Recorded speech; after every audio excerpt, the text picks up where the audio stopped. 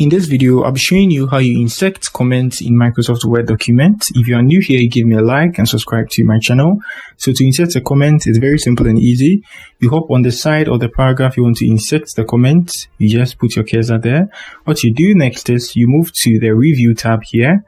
Mailings, you move to review. Yeah, tap on the review tab here and you can see the comments tab here. We have new comments. You just tap on that to add a comment. You get me? Yeah.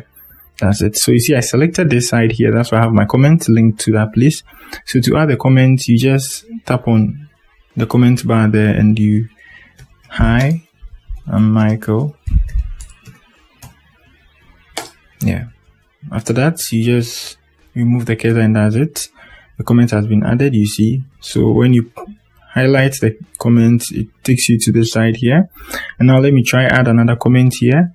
If I want to add it to all this place, I'll have to select it like this, and I will say add new comments, and then this is going to highlight the whole paragraph, something like that. The first one was for a single place in a paragraph, and this is for the whole paragraph.